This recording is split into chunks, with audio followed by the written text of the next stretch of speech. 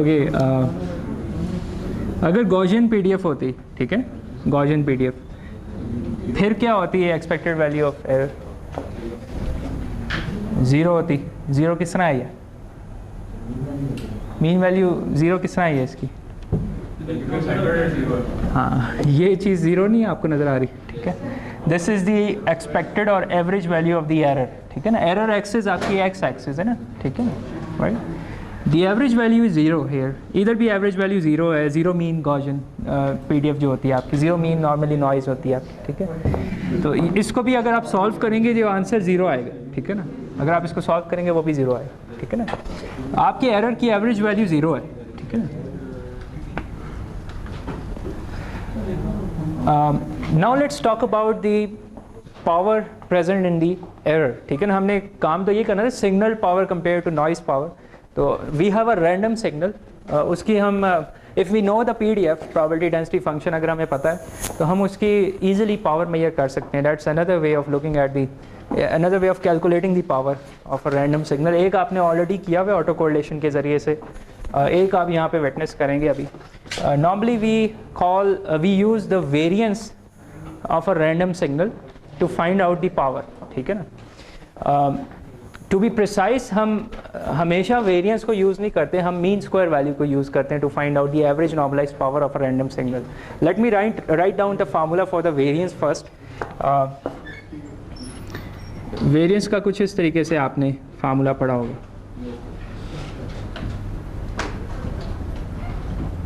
Right, probability के course में, ठीक है। ये आपके पास है द एवरेज वैल्यू और उसका स्क्वायर, ठीक है।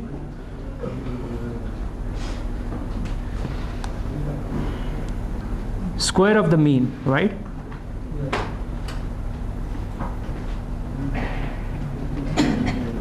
This is zero in your case, right.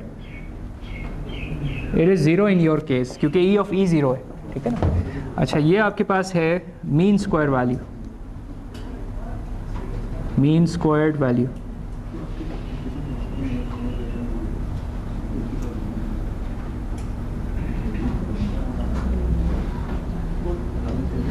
In some books, you will find the average normalized power equivalent to the mean square value of the random process, ठीक है। This is the global definition, ये हर जगह true है। But in some books you will find कि normalized average power of a random process is equivalent to the variance of that random process. It is not always equal, it is only equal in the case when you have a zero mean random process, ठीक है ना। जब zero mean होगा तो ये चीज़ zero हो जाएगी और ये दोनों टर्म्स सेम हो जाएंगी और फिर वो पावर के इक्वल हो जाएगी, राइट। तो आपकी बुक में भी वेरिएंस ही लिखा हुआ है, उसने ये नहीं लिखा हुआ, ठीक है। But to be precise it is equal to mean square value of the error, ठीक है ना। It is this particular thing is actually the average normalised power of a random signal.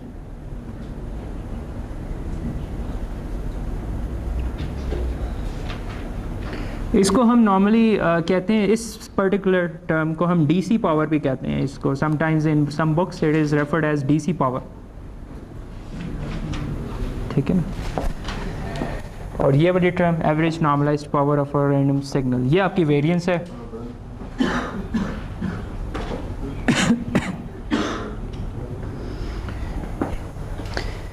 In our case we need to find this thing out, ठीक। Property आपने किससे पढ़ी है? इफ्तिखार साहब से, ओके। आपको प्रॉपर्टी का थोड़ा सा दोबारा रिकॉल करना पड़ेगा if you don't understand these terms. दोबारा रिकॉल करना पड़ेगा कि वेरिएंस क्या होती है, right. Normally we have the average value और उसकी एवरेज स्ट्रेंथ कितनी दूर तक फैली हुई है उसको हम वेरिएंस कहते हैं, ठीक है ना, right. Variance is the strength of the spread of the random process about the mean, ठीक है ना। फिजिकल मीनिंग इसका ये, तो we would like to measure that thing, ठीक है ना। ये उसकी वेरिएंस है, ये वाली जो टर्म है। हमारा ऐसा प्रोसेस है, रैंडम प्रोसेस है, उसकी डीसी पावर ज़ीरो आ रही है, इन other words zero mean random process है। आपके सामने ये चीज़ रह जाएगी which is contributing towards the average normalized power of a random signal. We would like to calculate this thing using the formula. Already formula मैं आपको बता चुका हूँ. E of E square होगा तो यहाँ पे E square हो जाएगा, बाकी वही चीज़ रहेगी, ठीक है. So you need to calculate E of E square. ये आपकी Pn है, noise power. Pn is equivalent to E of E square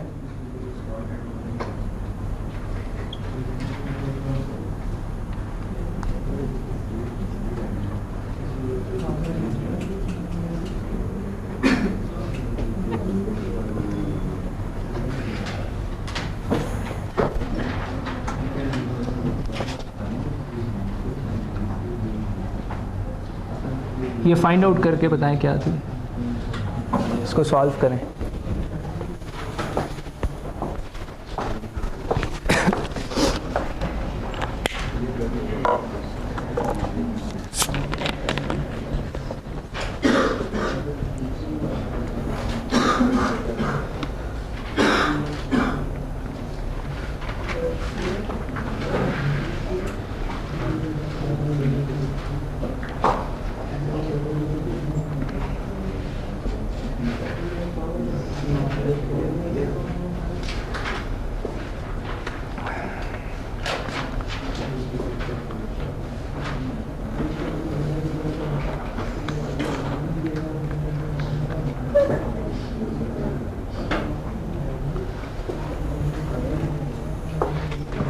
क्या आती है?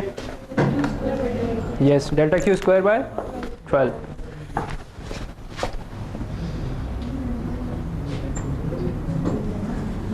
ठीक है, ये आप इसको सॉल्व करेंगे ना आफ्टर सब्स्टिट्यूटिंग द लिमिट्स, तो आपके पास डेल्टा क्यू स्क्वायर बाय 12 आएगा. Okay, this is the noise power present here right now in our problem. We need to compare it with the signal's power. ठीक है, signal की power अब हमने निकालनी है, सिग्नल की average power for a uniform quantizer. अच्छा, उसमें हम वेरी बेसिक डेफिनेशन, वही मैं अभी पहले पढ़ाने से पहले चेक कर रहा था इलेक्ट्रिक सर्किट्स की बुक, उसमें आपने पढ़ा हुआ है कि जो पावर होती है वो आरएमएस वैल्यू ऑफ वोल्टेज और करंट के इक्वलेंट होती है, कुछ इस तरीके से. ठीक है,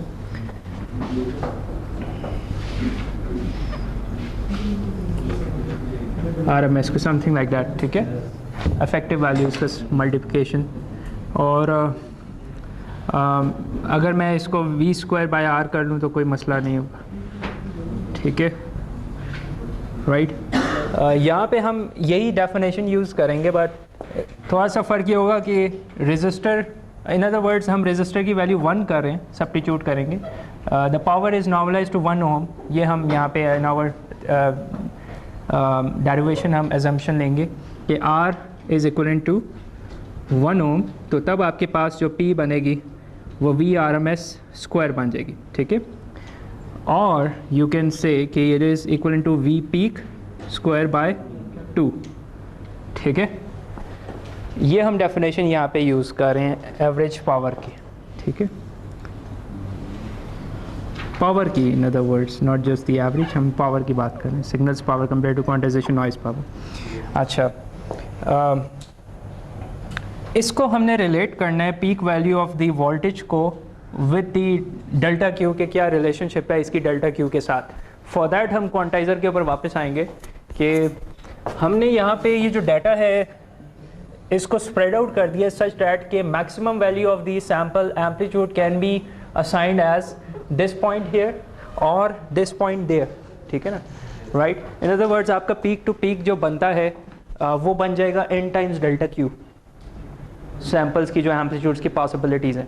राइट, ऐसे ही ना, पीक टू पीक पॉसिबल जो सिग्नल की वैल्यूज़ बन जाएगी वो n डेल्टा क्यू बन जाएगी. राइट, सैम्पल्स के आने की, क्योंकि मैंने उसे स्प्रेड कर दिया ना कंपाउंडर के ज़रिए, एज्यूमिंग कि ये इससे ऊपर नहीं जाता. ठीक है ना, वरना तो कट ऑफ हो जाएगा, राउंड ऑफ हो जाएगा. All the values above than this level are rounded off to here. ठीक है ना, वो उसको कहते हैं क्वांटाइजेशन सैचुरेशन नॉइज़. वो हम आगे देखेंगे कि नॉइज़ और कौन सी होती है. कि लेट से आपका जो इनकमिंग लेवल्स, इनकमिंग सैम्पल्स हैं वो क्वांटाइज़र की बाउंड्री से बहुत ऊपर चले गए नीचे भी. राइट, तो उन सबको वो ये वाला लेवल असाइन कर रहे हैं तो वो क्वांटाइजेशन सैचुरेशन हो चुकी होती है उस टाइप पे, उस टाइम के ऊपर। तो अज्यूमिंग वो नहीं हो रही, हमारा जो मैक्सिमम एम्पलीट्यूड लेवल है वो यहीं पे आ रहा है, ठीक है ना, सैम्पलर की आउटपुट पे, और मिनिमम यहाँ पे आ रहा है। तो वो जो पीक टू पीक आपके पास डिस्टेंस बनेगा सिग्नल का, वो n डेल्टा क्यू बनेगा, राइट।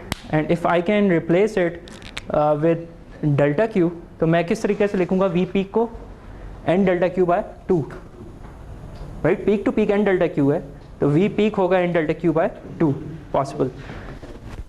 तो यहाँ पे I can replace it with V peak point as n delta Q by 2 square by 2, ठीक है ना, राइट। मैंने वी पी की सब्स्टिट्यूशन कर दी n times delta Q by 2 की टर्म्स में, ठीक है, क्योंकि पीक पॉइंट यहाँ पे होगा ना, V P would be located here और minus V P would be located there. Peak to peak n delta Q है, तो पीक वो हो जाएगी n delta Q by 2, right. वो हमने यहाँ पे रिप्लेस कर दिया।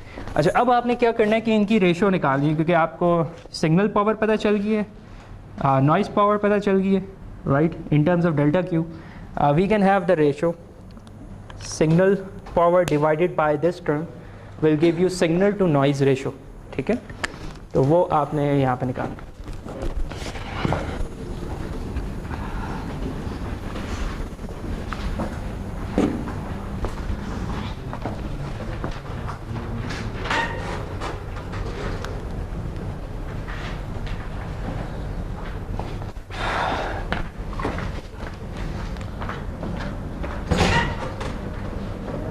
Signal to quantization noise ratio in dBs would be 10 log of PS over Pn.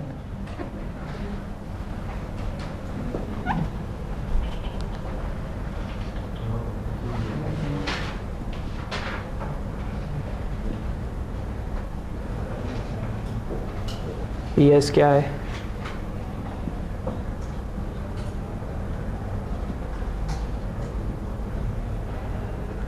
Divided by Pn is actually delta Q square by 12. Sorry, इसको सॉल्व करें और final मुझे बताएं क्या आता है। सिंप्लीफाई करें। ये जो स्लाइड्स है इसमें थोड़ी सी चीज़ें, ये वाली चीज़ गलत लिखी हुई है, ये मैं वही चेक कर रहा था। ये वी पीक टू पीक यहाँ पे होना चाहिए और वी पीक यहाँ पे होना चाहिए, ठीक है ना।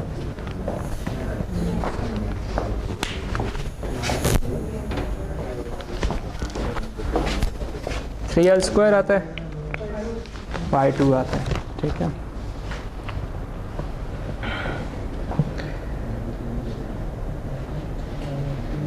आगे क्या आता है सॉल्व करने के बाद?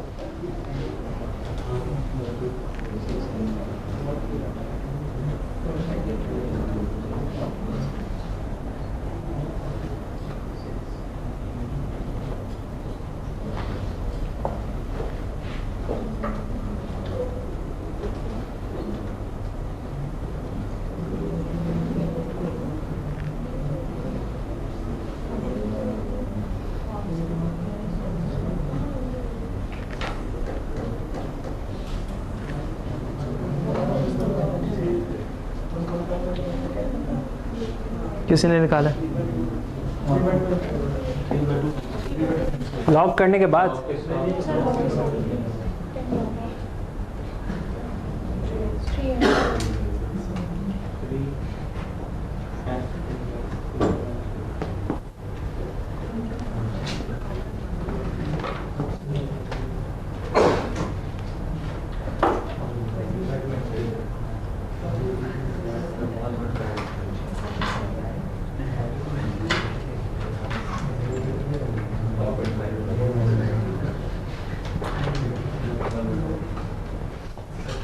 राइट, ठीक है।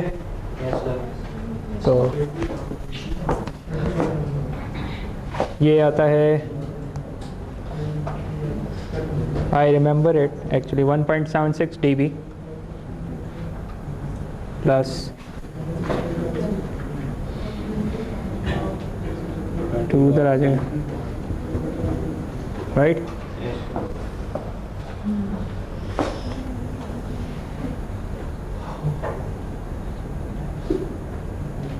n can be replaced with 2 raised to power n, 2 raised to power b, ठीक है।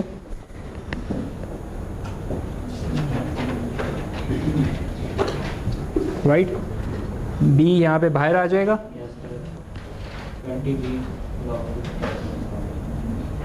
प्लस 6.02 अप्रॉक्सीमेटली टाइम्स b आ जाएगा, ठीक है। ये आपके पास फाइनल रिजल्ट आएगा।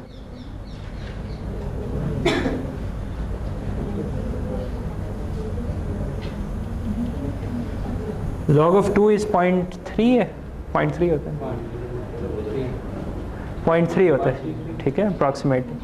तो that's why 0.3 times 2 26 something, 6 approximately, 6 times b, ठीक है। ये आपके पास रिलेशनशिप आ रही है in terms of this variable b, ठीक है, where b is the number of bits per level, ठीक है। अच्छा, यहाँ से पता क्या चल रहा है, रिलेशनशिप तो आ गई है आपके पास कि SQ&R इज दिस मच। इसकी significance, let's find this thing out कि व्हाट डज इट मीन। अगर मैं कहूँ कि I want to improve my quantization noise, quantizer signal to quantization noise ratio, if I want to improve it, तो what would I do? Yes, I would increase the number of bits, and with every 1 bit increase I'm gaining 6 dB increase in the signal to quantization noise ratio approximately, right? So 6 dB per bit increase हो रहा है SQ&R में as I increase the number of bits. Performance में 6 dB per bit increase हो रहा है। However, I am also increasing the complexity, ठीक है ना? When I increase the number of bits, number of levels would be increased, and the memory required would also be very high, ठीक है? Plus the amount of bandwidth required finally to represent that data which is in the form of bits, वो भी बहुत ज़्यादा होगी क्योंकि bits ज़्यादा हैं, ठीक है। तो what is the cost that you are paying for the improved performance? Complexity, bandwidth, memory, ठीक है ना। This is the cost that you are paying when you are reducing the error power, तो ये cost आप pay करते हैं, ठीक है। तो SQ&R बढ़ाने से error actually कम हो रहा है, ठीक है ना, सिग्नल स्ट्रेंथ ज़्यादा हो रही है। एरर किस तरह कम हो रहा है? क्योंकि नंबर ऑफ लेवल्स इंक्रीज हो रहे हैं, वो आपस में कॉम्पैक्ट होते जा रहे हैं, राइट। तो error in approximation is reduced, ठीक है। So that you can understand using this expression. और एक्चुअली ये जब डिज़ाइन करते हैं क्वांटाइज़र तो ये एक्सप्रेशन यूज़ होती है कि भाई आपने कितने dB परफॉर्मेंस का क्वांटाइज़र बनाना है। लेट्स से 30 dB का आपने SQ&R सेट करनी है, तो आप इजीली वहाँ से फाइंड आउट कर सकते हैं how many bits are required, ठीक है ना। और बिट से आप डिज़ाइन कर सकते हैं कि how many levels are required, ठीक है ना, राइट। तो वो सारे पैरामीटर्स पे निकल आते हैं once you define this relationship there, ठीक है ना, क्वांटाइजर की।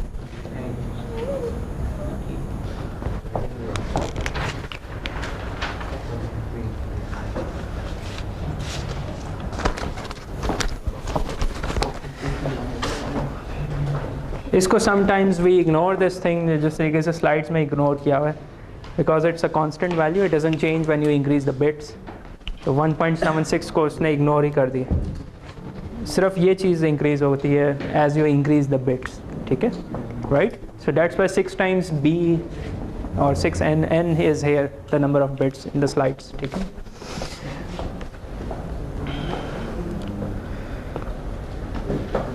राइट, थोड़ा सा आइडिया हुआ कि किस तरह निकाला है हमने signal to quantization noise ratio.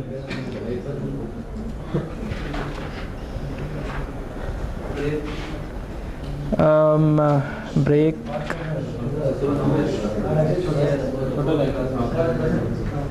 क्या हुआ? नहीं अभी we have some talk about compounding, ठीक है, उसके बाद हम ख़त्म करेंगे, ठीक है। ब्रेक के बाद कर लेते हैं, ब्रेक के बाद कर लेते हैं, ठीक है ना, 5 to 10 मिनट्स। थैंक यू, ब्रेक के बाद।